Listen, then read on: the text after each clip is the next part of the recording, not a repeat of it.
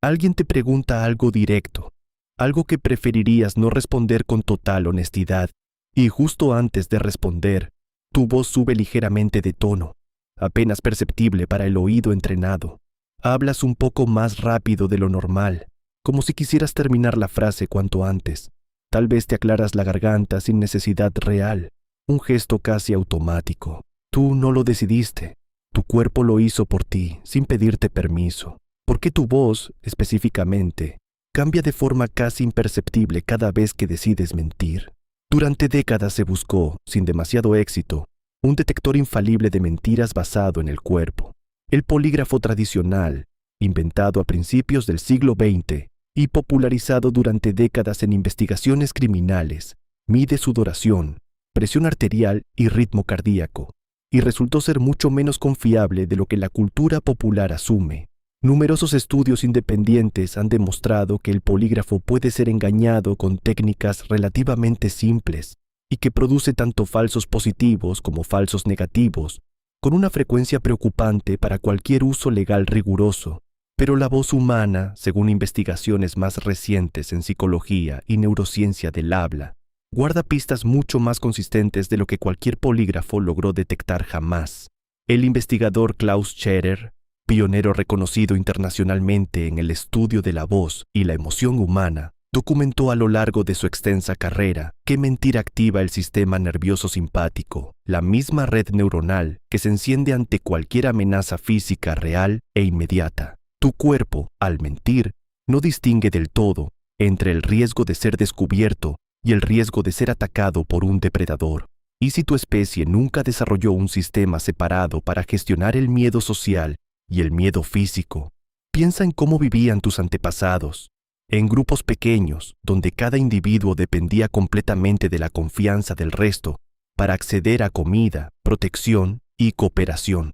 Ser descubierto mintiendo en ese contexto no era simplemente incómodo, podía significar la expulsión del grupo, la pérdida de alianzas vitales e incluso, en casos extremos, la muerte por abandono. Tu sistema nervioso trata la posibilidad de ser descubierto mintiendo casi con la misma urgencia biológica que trataría un peligro físico inminente. Esto explica por qué, al mentir, se activan cambios fisiológicos automáticos que afectan directamente la producción de tu voz. El sistema nervioso simpático, cuando se activa, provoca tensión en los músculos de la laringe y las cuerdas vocales. Esta tensión muscular altera la frecuencia fundamental de tu voz, generalmente elevándola ligeramente respecto a tu tono habitual. ¿Por qué exactamente el tono de tu voz y no otro aspecto cualquiera de tu cuerpo? Porque la laringe está compuesta por músculos extremadamente sensibles a la activación del sistema nervioso autónomo, el mismo sistema que controla funciones que no puedes regular conscientemente, como la frecuencia cardíaca o la dilatación de tus pupilas. Cuando ese sistema se activa por miedo o ansiedad, la tensión se transmite casi de inmediato a los músculos vocales, sin que tengas ningún control deliberado sobre ese proceso. Estudios de análisis acústico, donde se mide con precisión la frecuencia fundamental de la voz en distintas condiciones emocionales, muestran que este incremento de tono, aunque pequeño, es medible de forma consistente en la mayoría de las personas cuando enfrentan una situación de engaño con consecuencias percibidas como reales. Curiosamente, este mismo patrón de tensión laringea aparece en otras situaciones de estrés social que no involucran mentira alguna, como hablar en público frente a una audiencia o responder preguntas difíciles durante una entrevista de trabajo completamente honesta. Esto sugiere que lo que tu voz revela no es exactamente mentira en sí misma, sino la activación de un sistema de alerta social mucho más general que la mentira simplemente activa con particular intensidad. Existe otro cambio, todavía más sutil, relacionado con la velocidad del habla. Los investigadores han documentado que muchas personas, al mentir, aceleran ligeramente su ritmo de habla, especialmente en la parte inicial de la respuesta. Esto parece contradecir la creencia popular de que los mentirosos hablan más lento para pensar mejor sus palabras. La evidencia real sugiere lo contrario. La ansiedad generada por la mentira suele acelerar el habla, no ralentizarla. ¿Qué pasaría si el estereotipo cultural sobre cómo se comporta un mentiroso estuviera, en muchos casos, completamente equivocado. El psicólogo Paul Ekman, ampliamente reconocido por su trabajo sobre expresiones faciales y engaño, advirtió repetidamente que no existe una señal única y universal de mentira. Lo que existe, en cambio, es una desviación respecto al patrón habitual de comportamiento de cada persona específica. Esto significa que detectar mentiras a través de la voz requiere conocer primero, con bastante precisión, cómo suena esa persona específica en condiciones normales, relajadas, sin ningún tipo de presión externa. Sin ese punto de comparación individual, un tono más agudo o un ritmo más rápido podría deberse simplemente a los nervios propios de cualquier conversación tensa, no necesariamente a un engaño deliberado. Hay otro elemento vocal que los investigadores han identificado con bastante consistencia: las pausas y las vacilaciones. Mentir de forma convincente requiere un esfuerzo cognitivo considerablemente mayor que decir la verdad. Tu cerebro debe construir una versión alternativa de los hechos, mantenerla coherente con lo dicho anteriormente y recordarla con precisión para futuras preguntas. Este esfuerzo cognitivo adicional consume recursos mentales que, en circunstancias normales, dedicarías a la fluidez natural del habla. El resultado son micropausas, repeticiones innecesarias, muletillas más frecuentes y, en ocasiones, correcciones a mitad de frase, mientras tu cerebro procesa simultáneamente la mentira y su coherencia interna. ¿Por qué mentir exigiría tanto esfuerzo mental adicional, comparado con simplemente decir lo que realmente ocurrió? Porque decir la verdad requiere, esencialmente, recuperar un recuerdo real de tu memoria. Mentir, en cambio, requiere generar información nueva, verificar que no contradiga nada dicho previamente, y monitorear constantemente la reacción de quien te escucha, todo al mismo tiempo. La psicóloga Alder Bray, especializada en la detección del engaño, ha documentado extensamente esta carga cognitiva adicional en decenas de estudios experimentales, comparando patrones de habla entre declaraciones verdaderas y declaraciones fabricadas. Sus investigaciones muestran que, bajo esta carga cognitiva extra, muchas personas reducen inconscientemente los detalles sensoriales de su relato, describiendo eventos de forma más genérica y menos específica que cuando narran algo que realmente vivieron. Por ejemplo, alguien que realmente estuvo en un restaurante suele mencionar espontáneamente detalles irrelevantes al núcleo de la pregunta: el ruido de fondo, el sabor de un platillo específico, un comentario casual de otra mesa.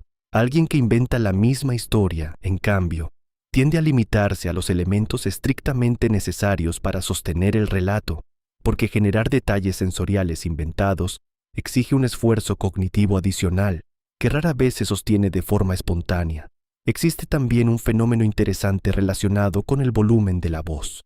Algunas personas, al mentir, bajan ligeramente el volumen de su habla, casi como un intento inconsciente de pasar desapercibidas, de no llamar más atención de la necesaria sobre su propio relato.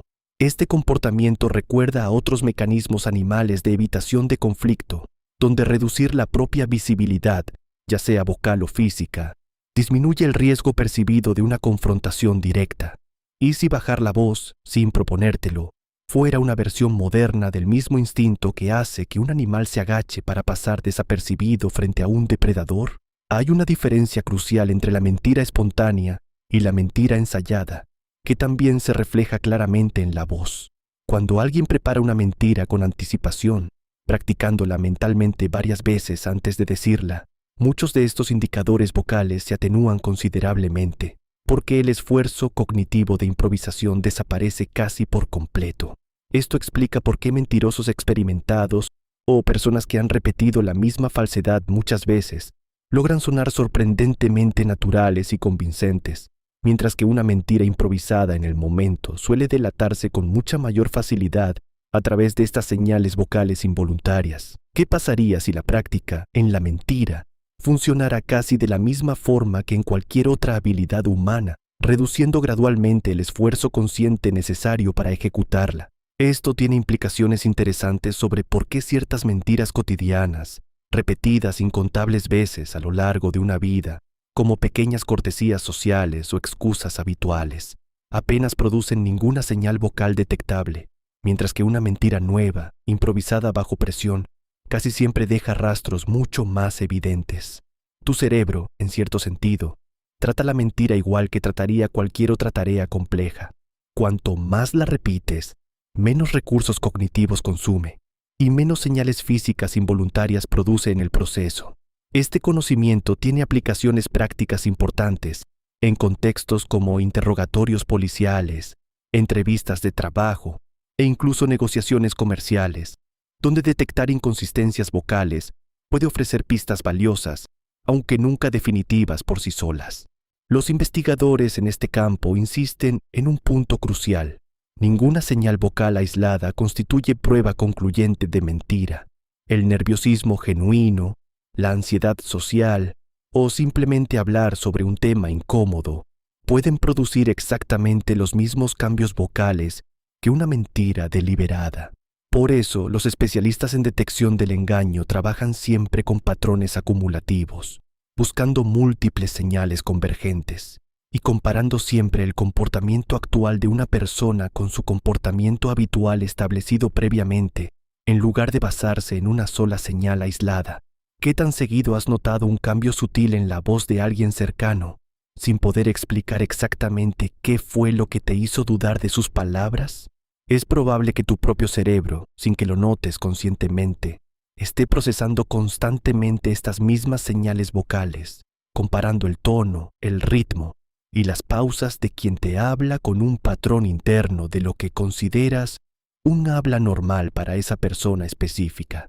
Este sistema de detección, imperfecto pero sorprendentemente sofisticado, evolucionó exactamente por la misma razón que la mayoría de tus instintos sociales más antiguos y persistentes.